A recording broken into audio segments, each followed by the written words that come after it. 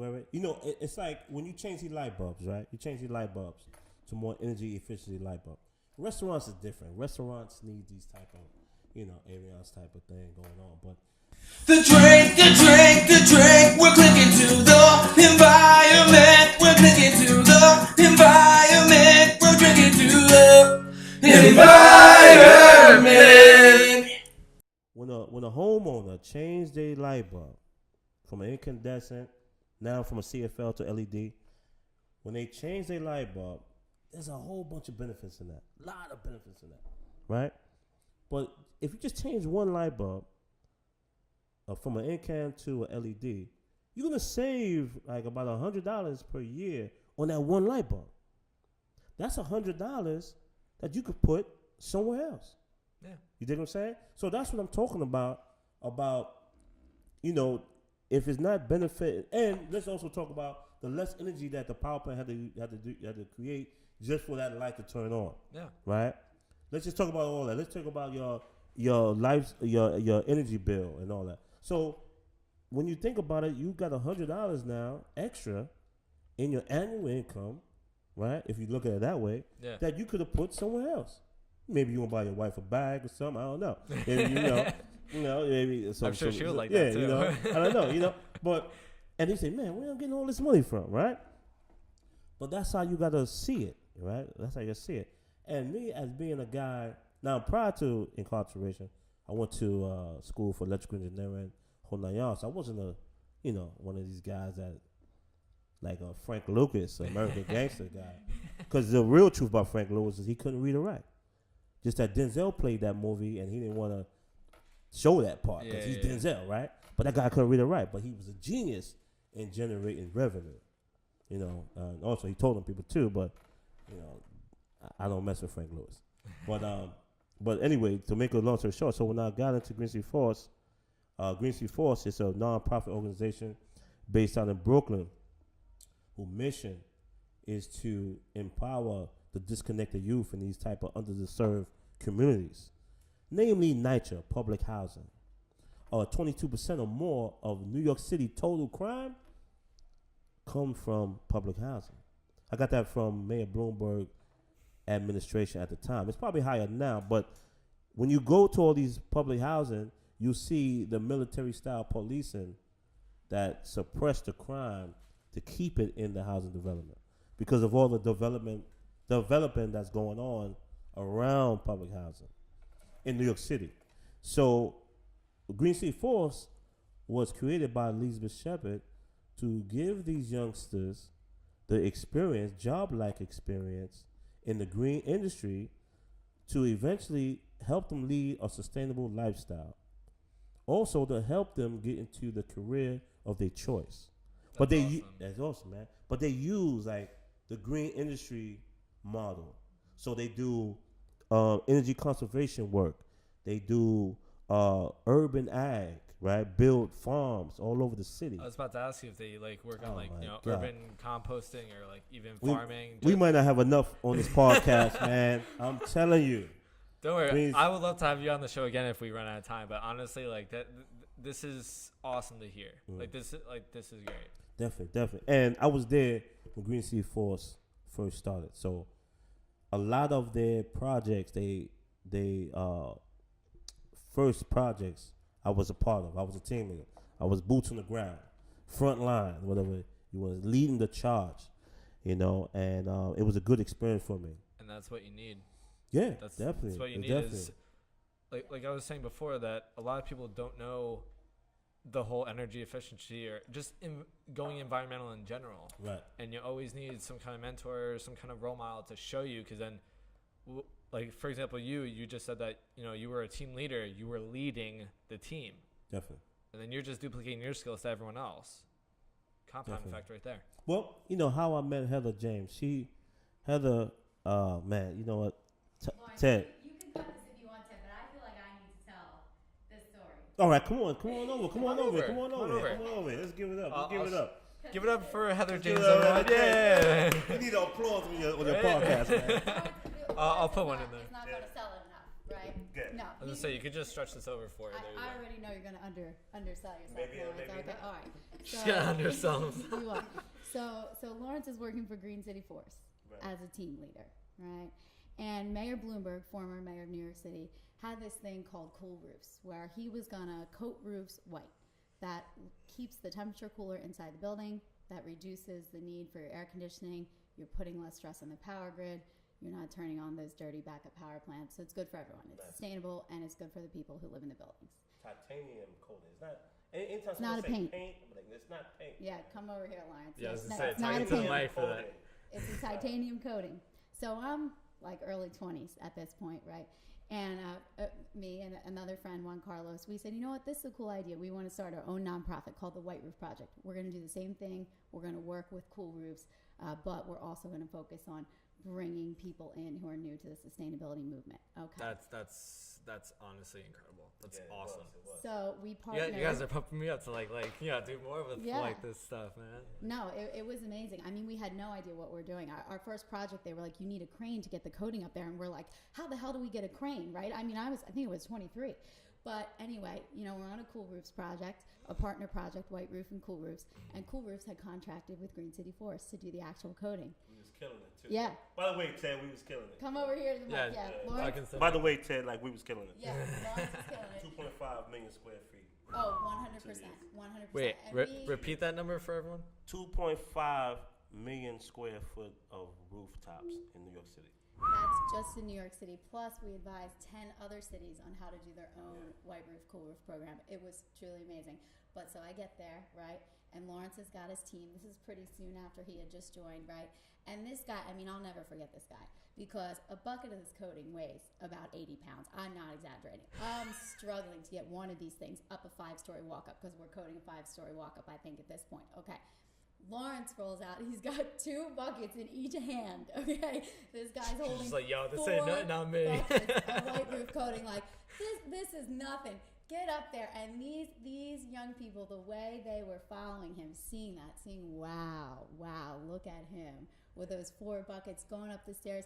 No big deal, and really talking the talk and walking the walk. Actually doing it up there with them, coating the roof. And for me personally, that experience was one of the best parts of being White Roof's executive director because honestly, when a roof changes color from black to white, you see it. Wow, Sustainability that's is insane. so tangible in that moment. And these kids who were like Lawrence, a lot of them, had never been, right, even 5 stories up. I mean, I've been on an airplane. I have privilege.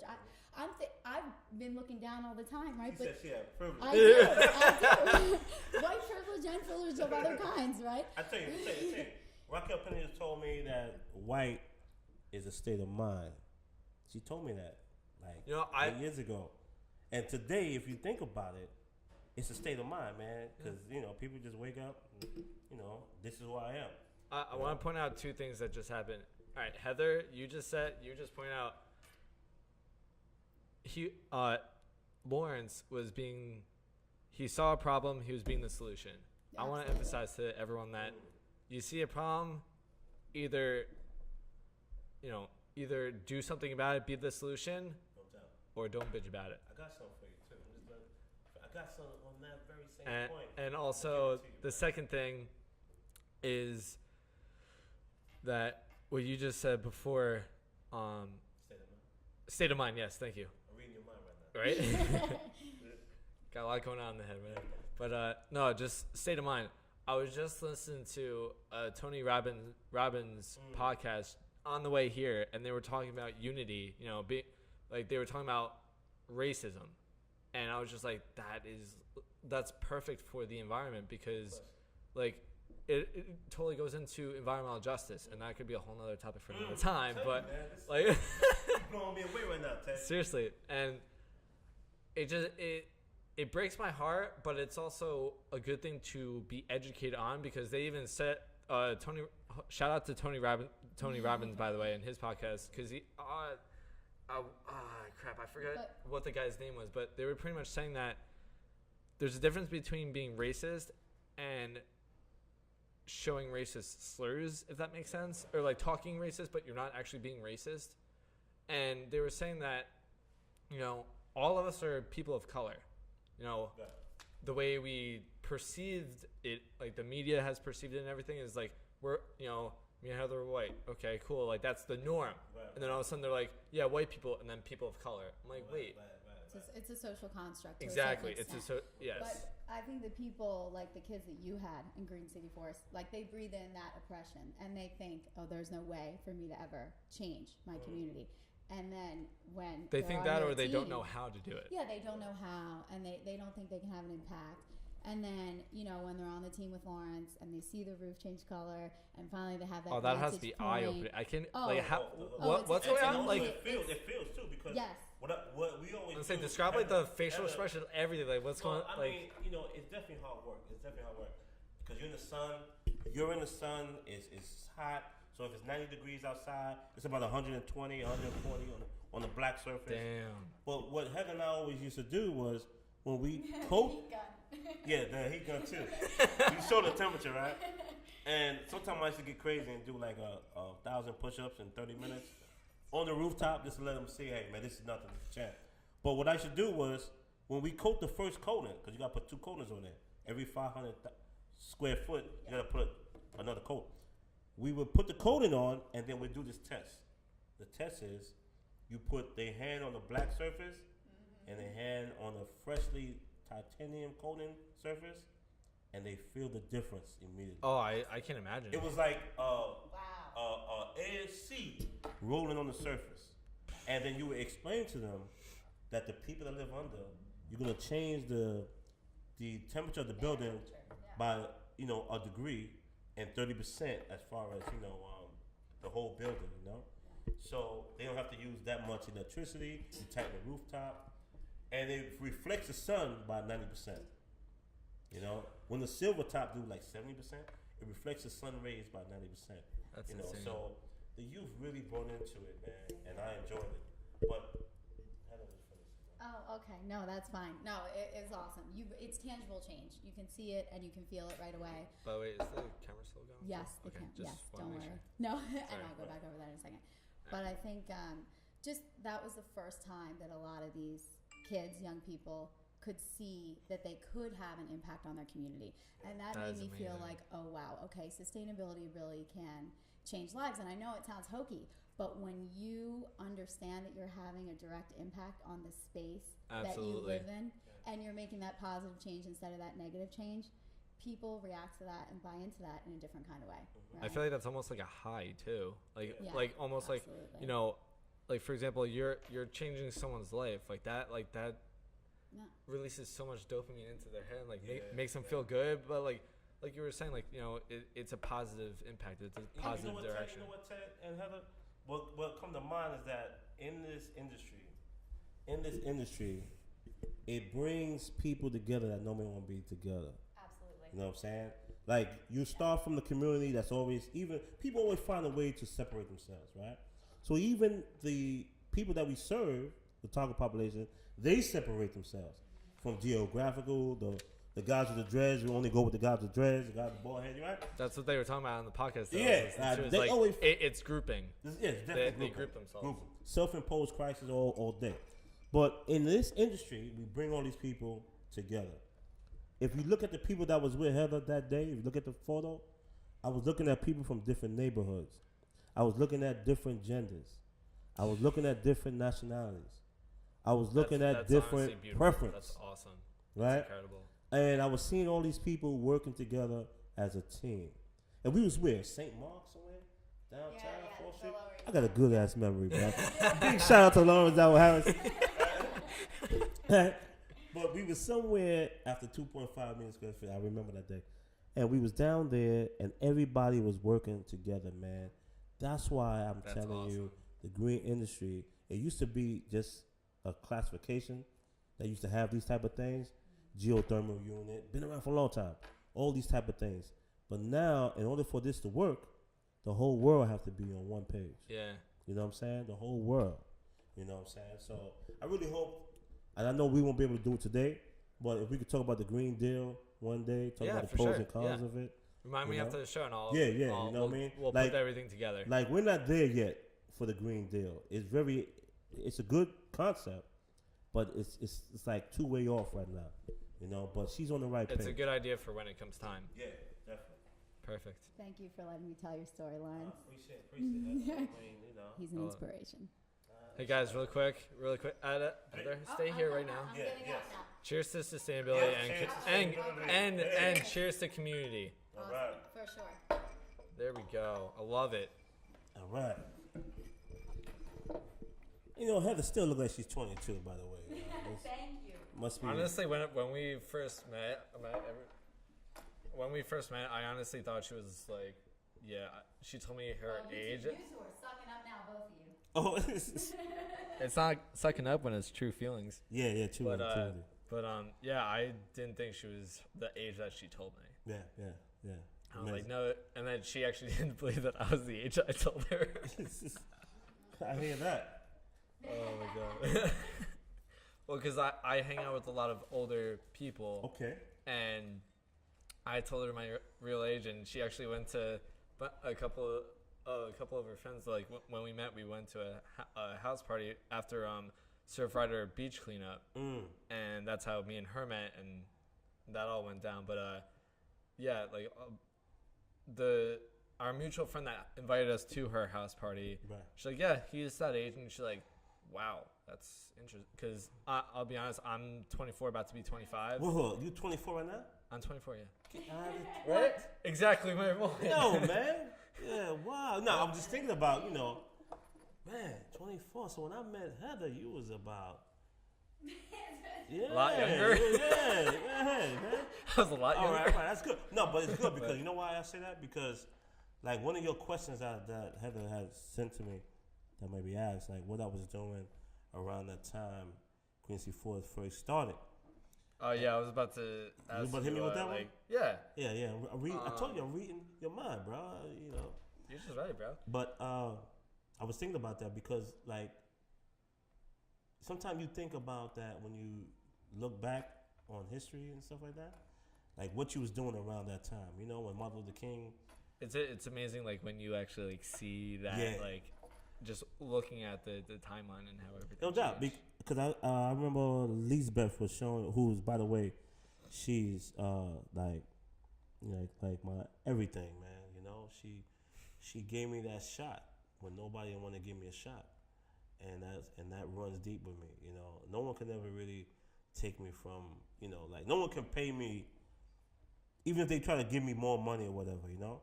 Yeah. The only way I would leave Green City Force is if, you know, let's say something that I'm working on that I believed in was just so powerful that I just would have to leave, you know, to pursue that. I really believe in her mission, and my honor to her is you know, is deep. You know what I'm saying? Because she gave me that shot, and she helped you turn your life around completely. Yeah. I mean, you can't put a price on that. Yeah, you really can't. Like, no I mean, there's no doubt. And you know what? I tell you, I'm not trying to make the prisons green or none of that neither. I want to let you know, but I do go to the prisons to talk to the young people in a mentor program, and I use the Green Forum as something for them to look into when they get ready to come home. You know what I'm saying? You know, and I go to Green Correction Facility. In the past, I went to Hell Creek, and I even went to the prison where the counselor told me that I wouldn't make it. You know, and I spoke to 900 inmates out there. You know, how many? 900.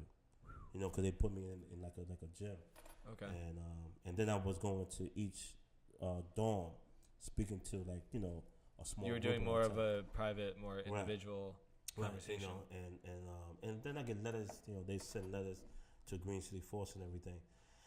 So, but one day, Lisbeth showed me a book that had a photograph in it from 1995. And when I saw it, I was like, wow. She was like, yeah, Lawrence, this is me in 1995. And she was doing the, you know, something with, you know, environmental justice, you know. And I was like, wow. And I said, Lisbeth, you know, at that time, you would have never thought, and I wouldn't have been thinking, that we was going to run past today. Oh, yeah. You know what I mean? Same thing with you. And that's what made me think about you, Ted. Like, when I met Heather, you probably was in your teens, early teens. Yeah. Not knowing that there's going to come a time when you're going to run into Heather and meet me, too. Oh, hell no. You know what I mean? You know. No. And so. There wasn't, like, before college, I didn't think I was gonna be doing this. Right. And that's Like talking about the environment and combining it with the media world. Like yeah. No, that wasn't on my agenda. That was my agenda was to pass my classes and become something. Right. You know, that's Well, you know something, I tell you, man, and you look through the politicians, when people are running for office and everything, most of the time they always look through their college years to dig up dirt. They say, hey man, we gotta dig up some dirt. The media could make you a god sometimes.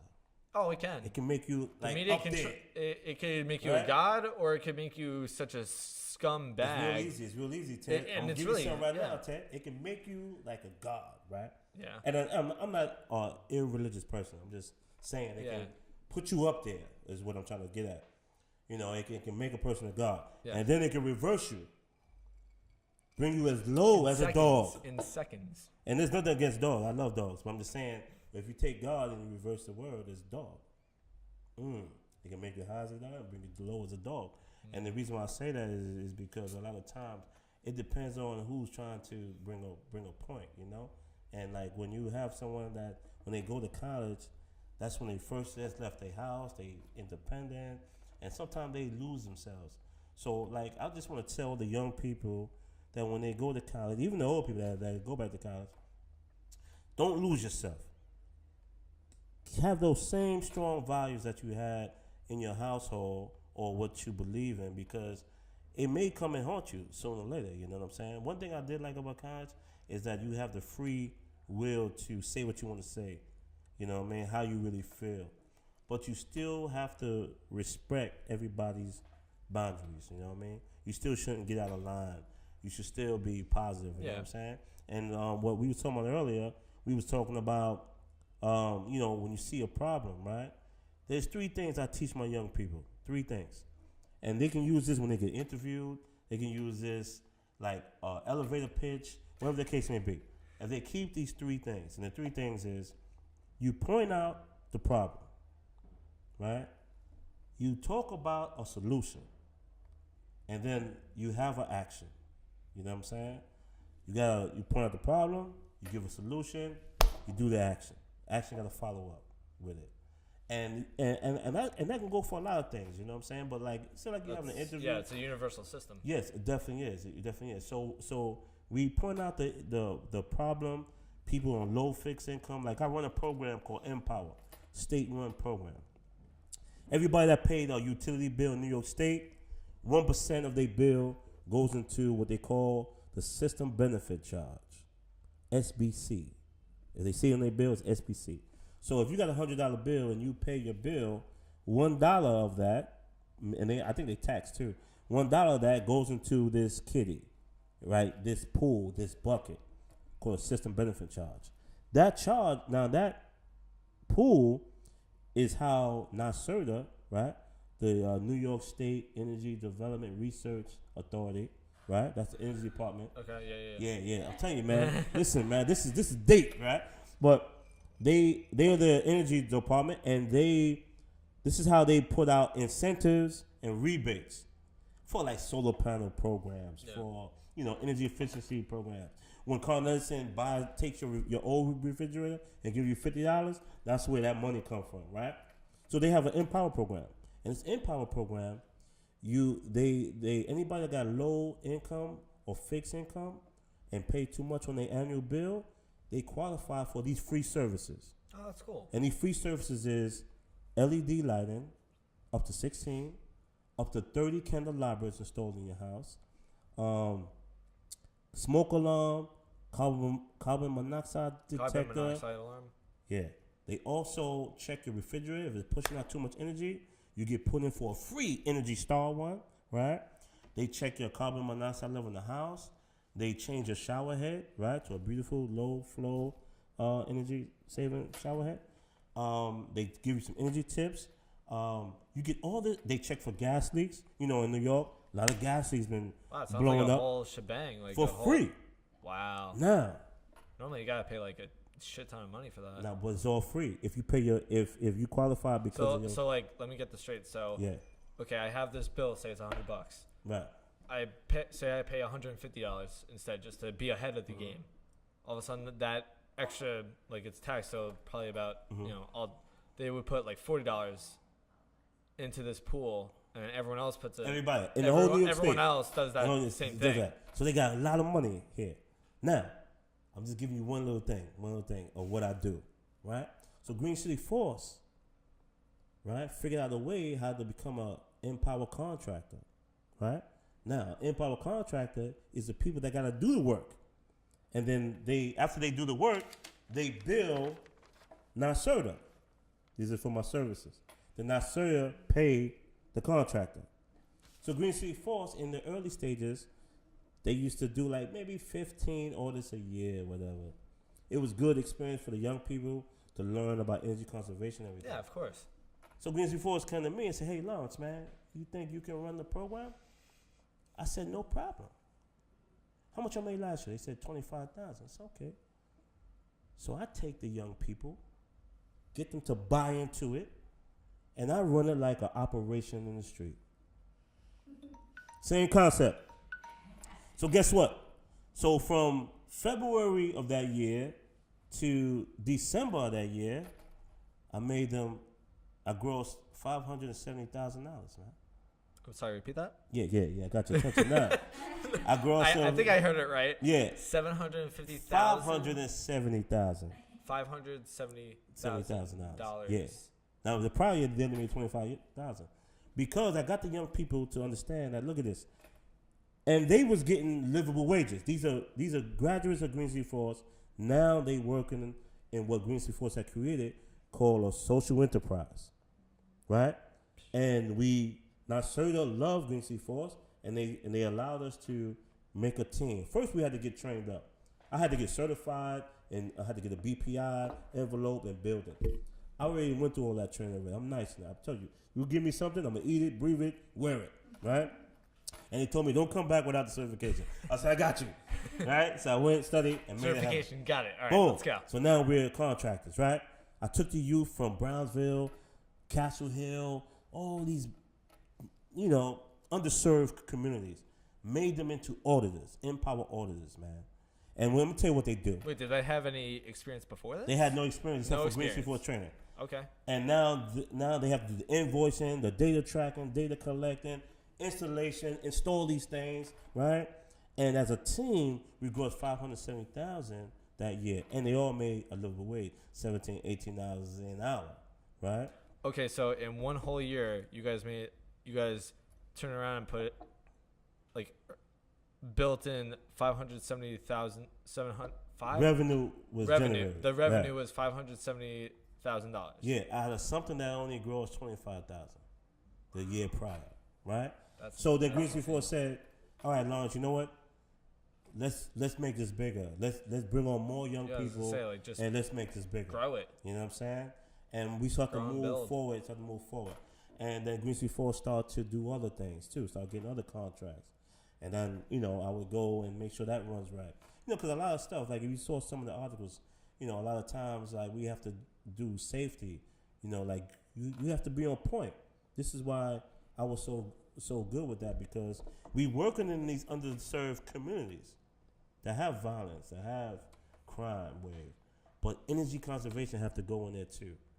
That's the whole thing about environmental justice, because a lot of people that's in low income don't have the means to fight climate change. When it's hot, boiling hot, they can't leave their windows open because somebody gonna climb through there.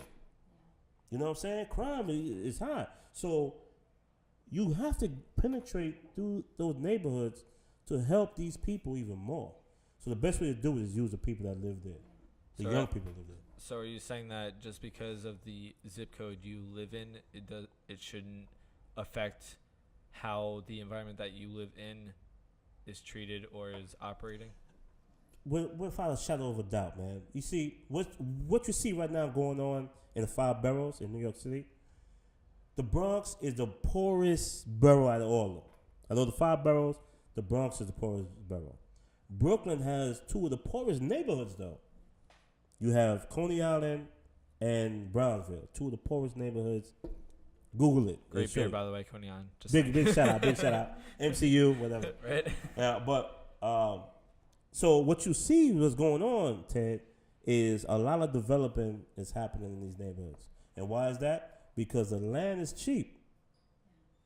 The crime for decades and decades, underserved crime, the medium income is low. So now the developers is buying up all this land and building on it. And gentrification is happening because it's pushing these people out.